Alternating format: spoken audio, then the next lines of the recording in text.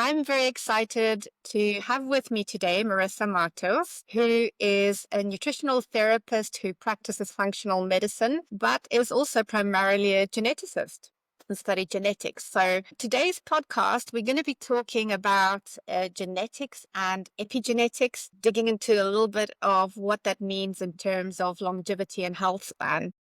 So as practitioners, we always take a very thorough family history from our patients. And that's because genetics do matter. We do want to know what's in that family history, what people may be predisposed to. But I'm hoping that through today's conversation, we'll also find out that we are not bound by our genes and it doesn't have to necessarily be our destiny, but we do have some control over changing that blueprint. So welcome and thank you for joining me today. Hi, thank you, Charmaine. I'm so pleased to be here and talking about one of my favorite topics, how it influences our everyday life and longevity. It is a big one when we look at health span and longevity, isn't it? And for me as well, when I have my patients and I ask about family history, one of the things people often, will refer to is to say, my mum or my dad lived to 65 or to 69. They often have these numbers in their head of uh, kind of lifespan and longevity around genes. So I think for a lot of people, it's an important topic. Yeah, absolutely. And it's we'll be more and more aware as well of the influence as well. Yeah. So we're all aging. None of us are immune to it, unfortunately. But do you have any thoughts on why some people seem to age a little slower than others? I think there is an interesting group of people called the super agers, and they sort of buck the trend a bit. They have a unique set of genes that are protective against inflammation, cognitive decline, cellular breakdown, that type of thing. But I think for the majority of us, aging for us is primarily due to the epigenetics, to the way that our genes express, not necessarily the genes that we were born with. So, although there is that subset of individuals that age in that way, I think for us, really, and why this topic today is so important, is because it does come down to epigenetics and gene expression. And we can change that, we can manipulate that.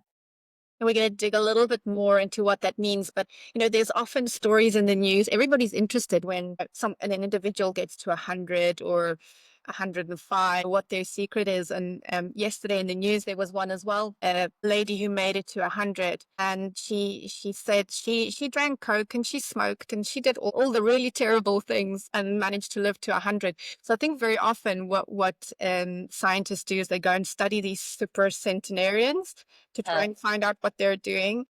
But like you say, they're actually often in a little subset of their own, and they're not that great for scientific studies, and because their habits are not always that good. Yeah, so no, there's definitely, like I say, they're definitely bucking the trend when it comes to aging. But it is just, let's say they got the lottery ticket. Yeah, absolutely. But for most of us, it's all going to boil down to epigenetics, which is what we're going to be talking about today. And we'll do a little bit of explaining of what that is. But so for me, this podcast was really brought on, I suppose, by selfish reasons. I have watched, family members age and parents age. And for me, it's been a real driving force to think about the way in which I'm aging and to dig a little bit into my genetics and see what's there and then put a focus on what I need to change through that as well. But I know for a lot of my patients, there's a lot of anxiety around things like genetic testing and epigenetics because a lot of people say, well, I'd rather not know. What do you say to that? What's your thoughts on that? I think it just really comes down to understanding. I've had clients say the same thing to me who eventually then go, well, actually, it may be worth knowing because this is genuinely personalized and then you can be proactive. So knowledge is power, isn't it? Knowing what your genes or what the blueprint is, and then having somebody help you understand how you can change the expression of those genes really can change, and where they understand where it really changes the trajectory of their life, their lifespan. I think clients then really come around to understanding that there is really nothing to fear, because it's not the gene itself that is predicting how you're going to age. It's how the gene is expressed. And so it's just really information. That's all it is. You've mentioned this a few times now, how a gene is expressed. What does that mean? So, when you talk about genetics and the kind of blueprint Yeah. and the expression of it, can you explain a little bit more what that means? Yeah, sure. So the way I explain it to my clients is, if you think about a piano with the piano keys, the keys on the piano is the DNA. It doesn't change. Those keys are static. What changes is the sheet music and how we play those keys, the music that comes out of those keys. And that's epigenetics and DNA. So the DNA is the recipe. It's our blueprint. It's the hard drive. And then the epigenetics is our environment, our behaviors, what we do to change the expression of those genes, how those genes react, basically, if they upregulated, downregulated. And it really comes down to lifestyle and environment. So you're using the kind of analogy of a recipe. Would you say like your genetics or your DNA is your recipe, and epigenetics is the quality of the ingredients that you use? Would that be, yeah? So the recipe is the genetics, and then depending on who the chef is, what ingredients you have, the mood of the chef at the time, all of that changes the outcome of the recipe of what you're making, basically. Saying absolutely yes, the recipe is the dish. So you're saying we can change not the DNA itself, but we can change whether certain genes will be turned on or off, whether they will be expressed or not. Yes, and that really comes down to a lot of lifestyle factors. So how we eat, how we move, how we sleep, and even social connections. All of these lifestyle factors, what we call modifiable lifestyle factors, influences our genetics. So one individual or two individuals, let's say, may have the same predisposition or risk factor for a particular illness. One person gets it, one person doesn't get it. And it really comes down to, what is that person doing in their daily life? How are they eating, moving, sleeping, socializing? What toxins are they exposed to? Because that is what takes that risk and expresses that risk. Interesting. So, I find when I talk to my patients, there are a lot of people who are doing all the right things.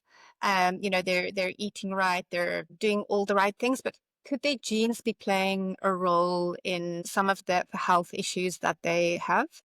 Yeah, absolutely. So even though there's a lot of generalized information out there, and we try and do our best and we take that information and we implement it, but if you have a variation on certain genes, for example, I don't know, how you process caffeine, for example, or alcohol, or how we detox estrogen, we could be doing all the right things, but if we're working against our genes, essentially, or we're not epigenetically supporting the variation that we've been born with, then we could essentially be causing some friction. And that's why we don't always get the same outcomes as maybe somebody else following those same recommendations. So absolutely, it's we really need to look at the variations and then personalize how we approach certain things.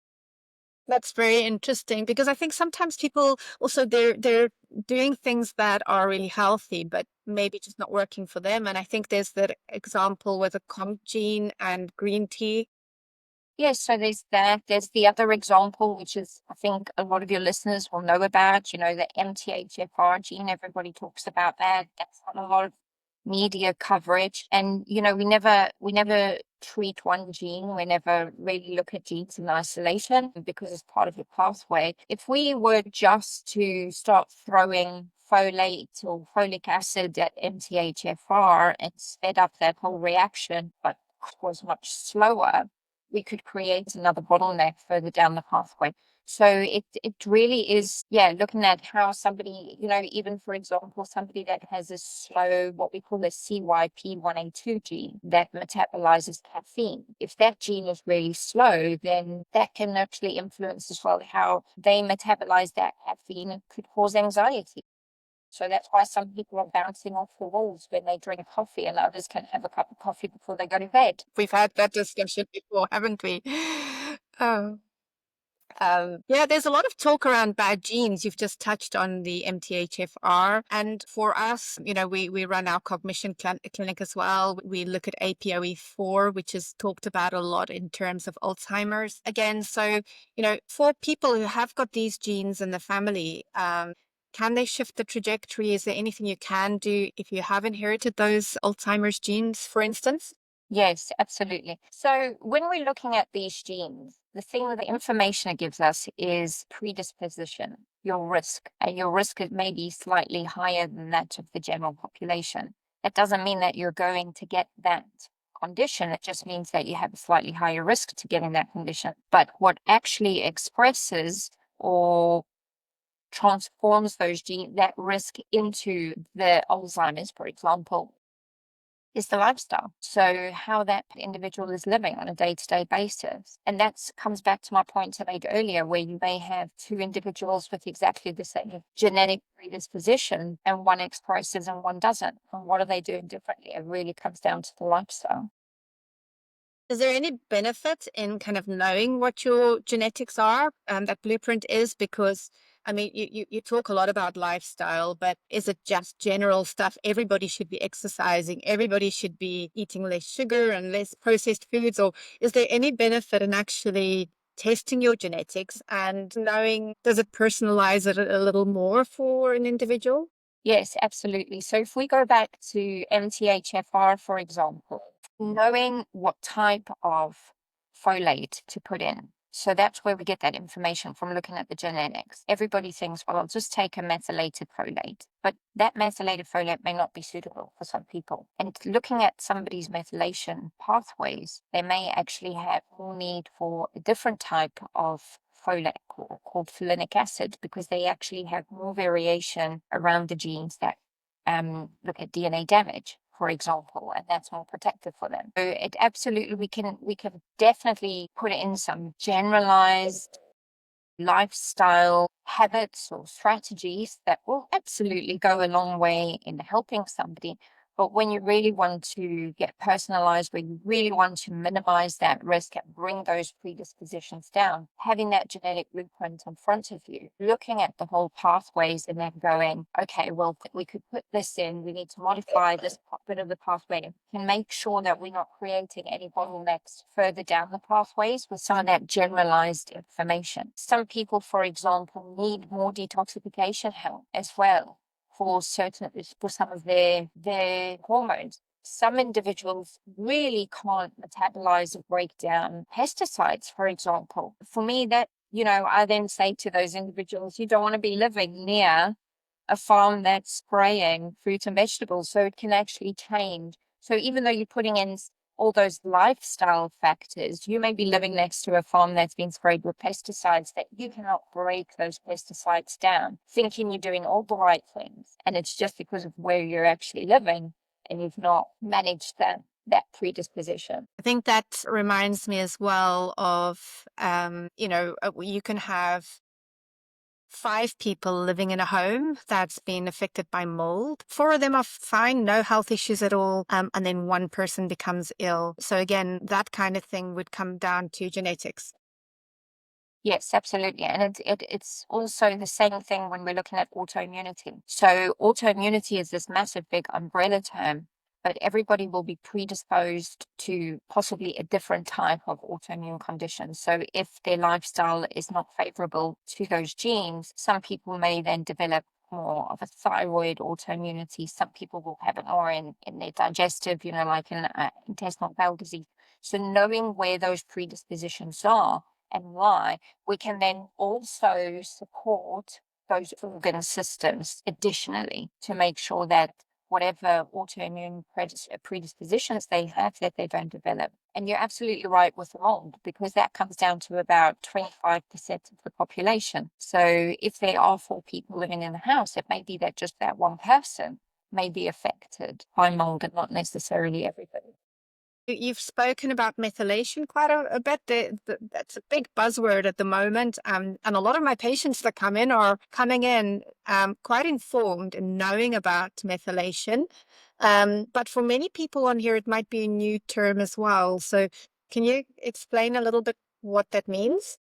Absolutely. So it's probably one of the biggest key biochemical processes in the body that regulates detoxification, hormone modulation, DNA repair.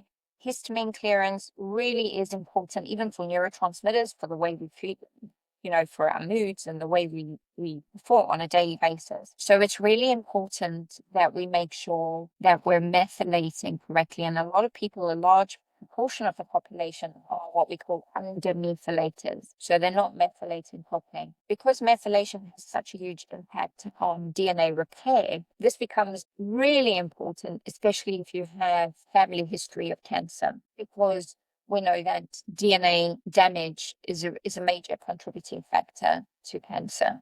Absolutely. And of course, aging and our general health span and lifespan as well, DNA repair is absolutely critical. So what are the kind of things that may indicate that someone has an issue with methylation? They may be feeling sluggish. Usually we see it in their moods. They may be really anxious, really depressed. Somebody that has what we call road rage can give us an indication. A lot of people that have chronic illnesses tend to be not methylating, essentially not methylating properly. And this is where I think it really becomes important looking at that broader picture and not just supporting methylation. Because methylation has such a huge impact on detoxification, we can fix the methylation, but there may be predispositions, like, for example, the example I gave of not being able to process pesticides.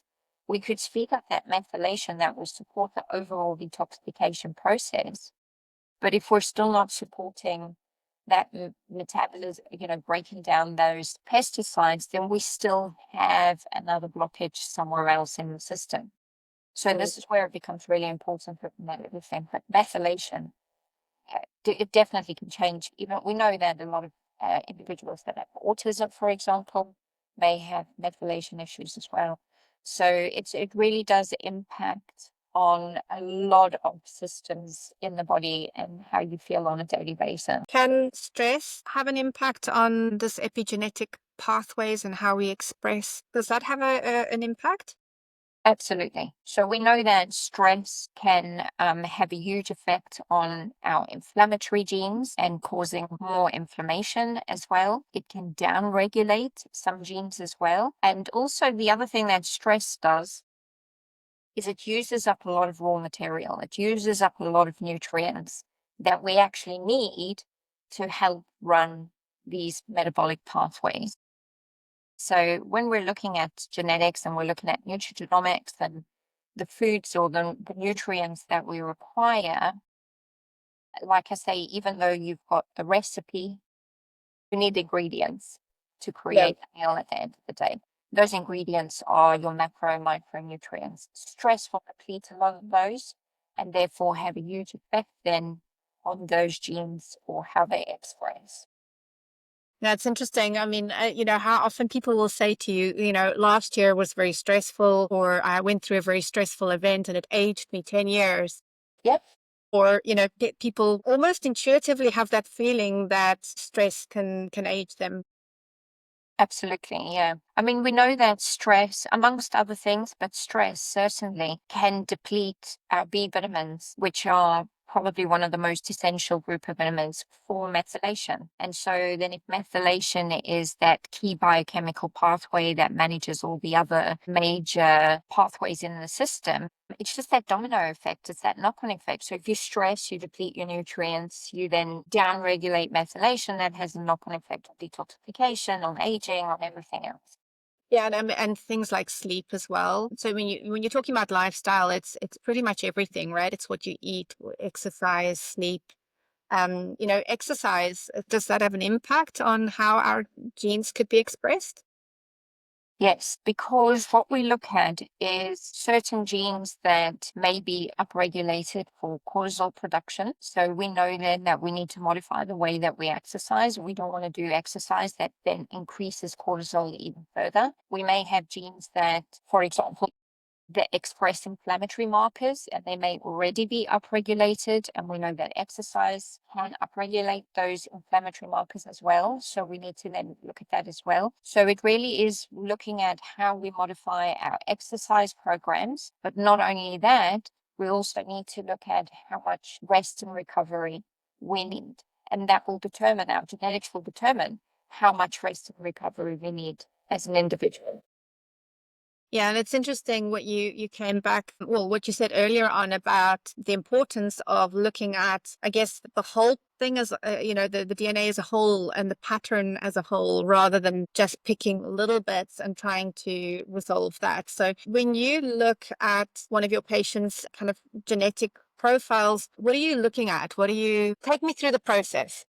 I mean, I suppose we always start with methylation, making sure that the individual is methylating properly. I'll then look at where their main predispositions lie or their major risk factors so that we know which organ systems we need to support. And then we're looking at certain other pathways like detoxification, neurotransmitter production, hormone production, and the way we metabolize hormones. And we then make sure that all those downstream pathways are regulated as well. So you can get, that just look at one set of pathways, for example, but really, it really needs to be a bigger picture. There's been a lot of media coverage. I think, a lot of influencers are coming out and really bringing to the forefront how epigenetics and looking at your genes is so important, which is fantastic. But then they bring in out tests that are looking at between 3 and 10 genes.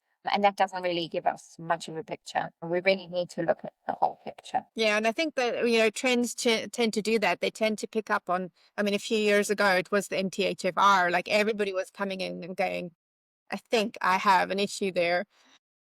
And so it tends to go in these trends and things, but you do really need to look at the whole picture and also put it into, um, in the context of the person's whole situation as well. Because I also just last week did an interview about trauma and how the epigenetics of trauma, and actually how trauma can be passed down through generations through these little epigenetic tags, and be seen even in granddaughters of women who went through trauma. A lot of this has to be always put into the context of a whole family history.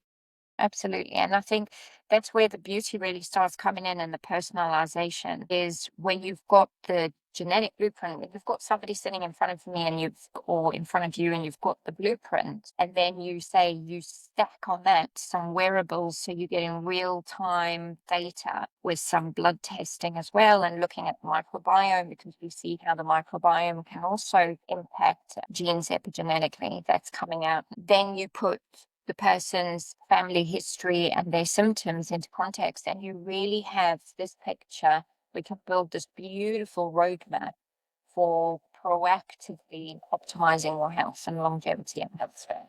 I've seen a shift in my practice, certainly in the last, probably since COVID, I would say, whereas people used to be very reactive. They would just come in when they had an issue. I've got IBS, or I have tennis elbow or whatever. I have a problem.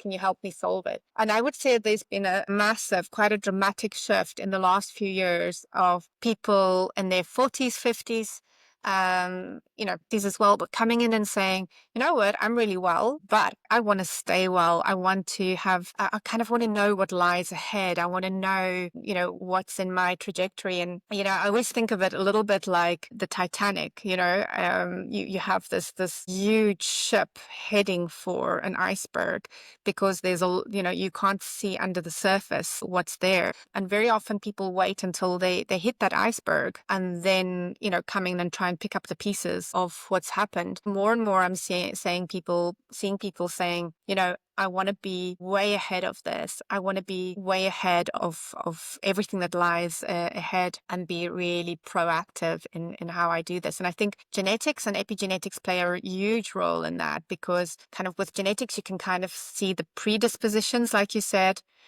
There's also some really interesting epigenetic testing as well, like the True Age test, which can give you a little bit more information about what's being expressed in which areas and which organs. And then you said your standard blood test that people typically do as an MOT is almost already at that iceberg, right? So I like the idea that you're talking about taking genetic information, epigenetic information, some functional testing as well, like your microbiome and things like that, and then using wearables to really track how people are, day to day, kind of those measures like heart rate variability and VO2 max and stuff like that. Anyway, I'm rambling on. So tell me if you've also seen a shift like that in your practice. Are you seeing more proactivity in people? Yeah, and interestingly enough, just a few months ago, they brought out a report on longevity and looking at the age groups and which age groups were most interested in it. And although there is interest in all the age groups, the individuals from about 40 to 55 years old are the ones that are really looking at being more proactive about their health. Certainly a massive increase in my practice as well, looking at longevity and doing all these additional tests. I do get some people say to me, but that's a bit expensive. But I've also dealt with individuals that are chronically ill, and I can tell you that that's way more expensive. Besides not only just the financial loss, but the loss of time, the loss of energy, the loss of life, really, because you can't really experience and enjoy life on a day-to-day basis. So there's a lot to lose actually by not knowing. And I think by knowing and by tracking, you can really change that trajectory. And we know that our genes actually have, by looking at our genes, they've actually determined that we actually have the capability of living to about 120 years old. Yeah. So there's no reason for us to be looking at, and that's really through working in practice and by doing a lot of my own personal research. When somebody says to me, oh, my mother, she's 80 years old, I go, oh, she's still young. She's still got a lot of life left in her. But what I hear a lot is people will say, well, look, I don't want to live to like 90 or 95 because I saw, I watched my grandfather, or I watched, and it was terrible. They spent the last 10, 15 years sitting in a chair, not recognizing anyone. And so, when we talk about health span and lifespan and that difference, because, and I also, I say to people, well, I also wouldn't want to live to 95 or 100 or 120, as you say, if that means you are in poor health. But here, the concept or that difference between lifespan and health span becomes really, really important, where we say you want to have as many healthy years. And I think we live in a society now where a lot of we have extended lifespan. Our medicine has absolutely extended lifespan without a doubt. We used to have a lot of early deaths from infection and things like that. So we've expanded it and stretched it out. But unfortunately, chronic illnesses are coming in earlier and earlier, diabetes and cardiovascular disease, which means that often people now in the last 15 years of their life don't have that quality of life as they could. So I'm just, just a point about living to 120. You want to live to 120, but you want to live it well or healthy, not Exactly. not in poor health. You want to live as long as possible, as young as you can, and be as young as you can. I think just touching on the point there of conventional medicine and how conventional medicine has actually increased the lifespan, which is correct, as you correctly pointed out. And I think what we also need to take into consideration, because we're talking about epigenetics, is how a lot of these conventional medicine interventions actually impact the epigenetics as well. So a lot of these medications Yeah, a lot of the medications that have been prescribed actually have a negative impact on our gene expression. And so this is why we really need to think about how can we live as healthy as possible without too many interventions, if you like, because that all does. What we really need to do, Charmaine, is try and get as close to nature as possible. Use the light, use the frequency from nature and earth to sort of modulate our gene expression. I think we've lost a lot of that as well. You know, basic training was in Chinese medicine. I spent some time out in Asia studying that, and Chinese medicine is very rooted in nature and very rooted in, you know, returning people back to nature. And I always remember the teacher that I learned from there, Dr. Ang, always saying a lot of the issues we have now is because we've separated from nature. We now live in artificial lighting. We don't follow those rhythms as well as we. Yeah, absolutely. And I think also where we see I get a lot of individuals that are running their own business that are looking at, I suppose not only longevity, but wanting to feel better. So to increase their performance in the workplace. And what we see is exactly that. They spend a lot of time indoors in this artificial setting, removed from nature. And we can't, other than moving their office outside, which we can't always do, but we can by looking at their genetics, we can help them manage some of those environmental factors that may be impacting on the genes. So I agree with you completely in that I'm a very big believer in testing. I don't like guessing. There's tons of really good advice out there that anybody can follow. Exercise more, eat better, reduce your ultra processed foods, make sure you're sleeping well. But when you do more in-depth genetic testing, you do get a lot more very personalized information, and you know exactly where to put your focus and your attention. So, but for people who are listening, who are interested, maybe haven't done any genetic testing yet, what are the simple things that they can do right now, even when they don't know kind of what's in their genetic cards as such? Are there things they can do just to impact this epigenetic expression? I would say probably the number one thing is modulating the circadian rhythm in their sleep. That's where it starts, because all the epigenetic housekeeping happens when we sleep. So if we're not going to bed early enough, if we're not getting enough deep sleep, that's where wearables can really help with that, to track that. Making sure that you sleep, because that's where we are modulating our hormones. Like I say, epigenetic housekeeping, we are repairing DNA during that time. So one of the biggest things that does impact on our genes epigenetically is sleep. That's probably the biggest takeaway from today. Focus on that first. You can't heal if you're not sleeping. Your DNA cannot be repaired if you're not sleeping, which is it's a huge impact, especially for anybody that does have predispositions for chronic illness. So I definitely start there. Yeah, it's interesting. Like, I remember reading a study a little while ago that said that when you haven't slept well, people's discipline goes as well. They make poor choices when it comes to food. And I certainly know that's the case for me. If I've had a poor night's sleep, I'm way more likely to think, okay, I'm going to have more coffee. I'm going to have, I want something sweet, or, to just keep me going. So for me, I remember reading that study a few years ago and going, wow, that's really interesting. And I've noticed it so much. When you talk about sleep being as sort of the starting point, it makes so much sense, because if you're not sleeping well, apart from all the things you've said about not repairing, discipline goes. You're like, oh, I didn't sleep well. I'm not going to exercise today. Or I'm just going to have an extra coffee, and I'm going to have a little muffin with my coffee. And it sort of knocks through onto everything. So it makes sense that sleep should be the starting point.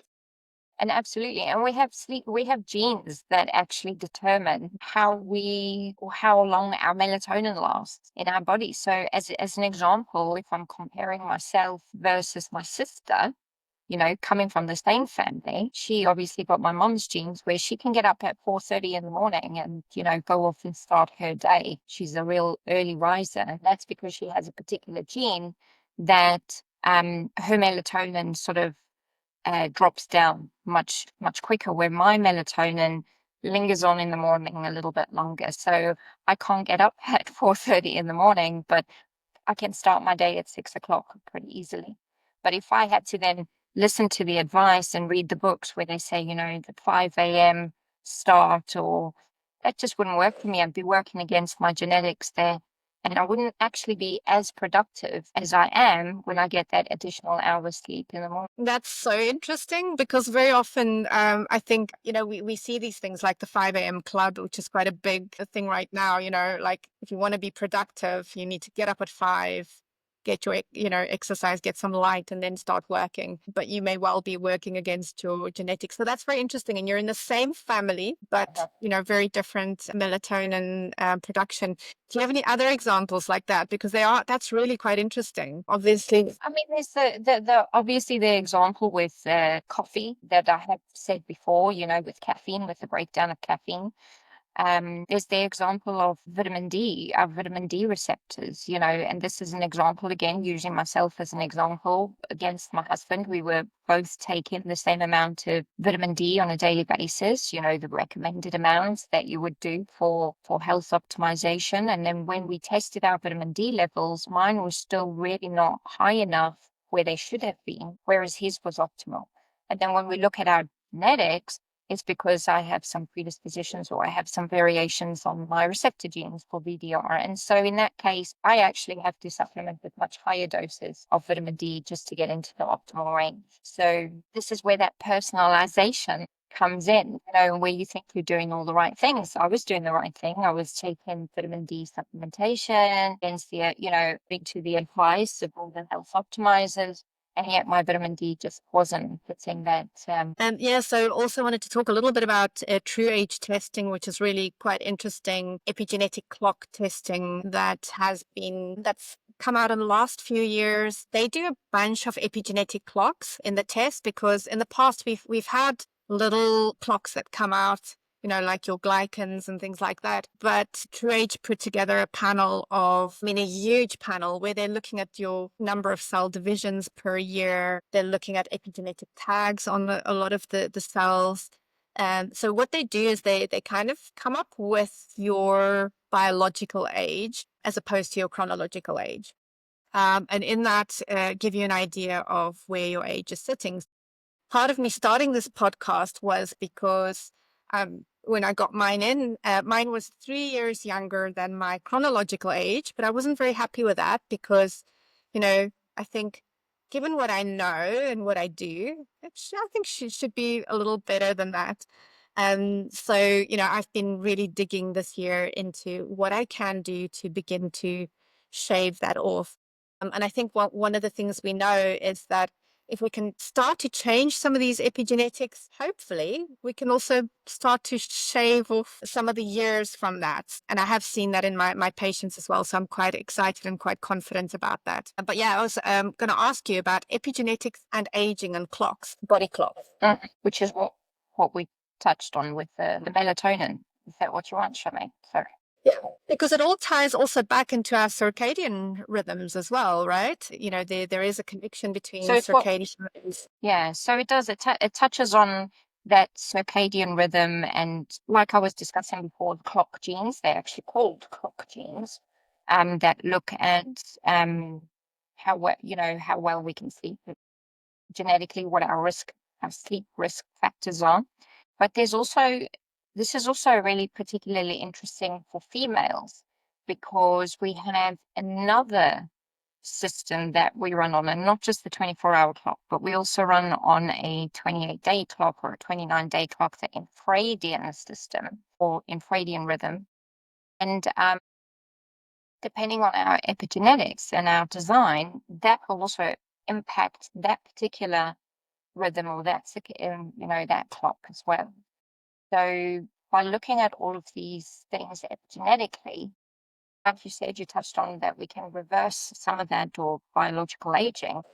For women, it's particularly important because of, we have all these life stages that we have to go through, and we have a major life stage where we transition from perimenopause into menopause as well. And our genetics can influence that as well. So you will get some females that have very few symptoms of menopause, and then you have some females that think, they're losing their mind and they're getting early onset dementia.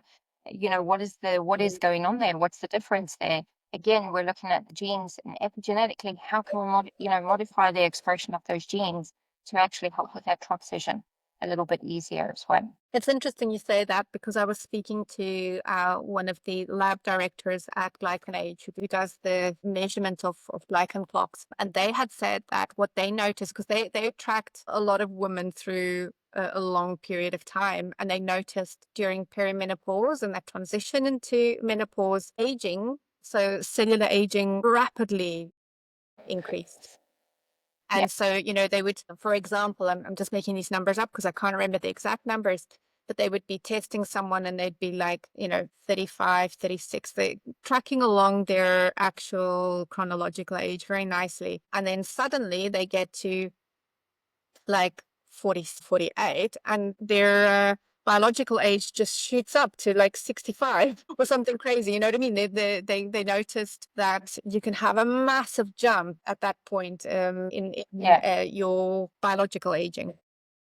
Yeah, so for women in particular, it's 2 points in their life where they have a huge jump in biological aging, which is around puberty, and then around that perimenopause, just before menopause stage, is the biggest, say, increase in biological aging, around those 2 times for females. But again, if we know what your genes are and how they're expressed, where your predispositions lie, we can modify the expression of some of those genes, looking at hormonal regulation and things like that, and then help with the reduction of that biological age again.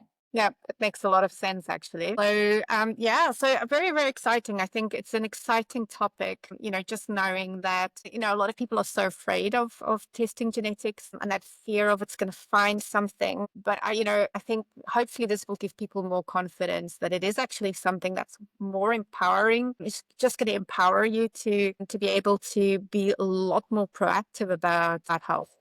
Yeah, it is very empowering. And I see in my own clients where I have one client come to me and they do their genetics, they're blown away by the amount of information that they can get from that.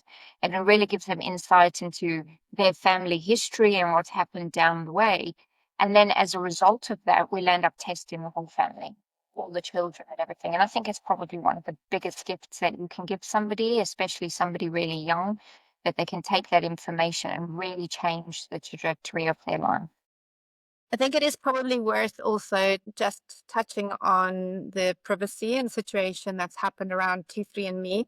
A lot of people have been really concerned, a big DNA genetic company going bankrupt and then, getting the court and go ahead to sell all that data. So one of the things I always say to my patients is that when you test genetics, you test it through proper reputable laboratories, whereas me and these heritage companies didn't fall under the same regulations than our kind of laboratories, where data is very, very tightly protected. And I think that is a really important point to make. Very important. And they do, these reputable companies, they keep it just for a certain period of time and then the data gets destroyed. And it's all anonymized. So, you can't really even identify whose genes you are looking at in the laboratory. I think on top of that, it is really important to work with a practitioner that knows how to interpret that data.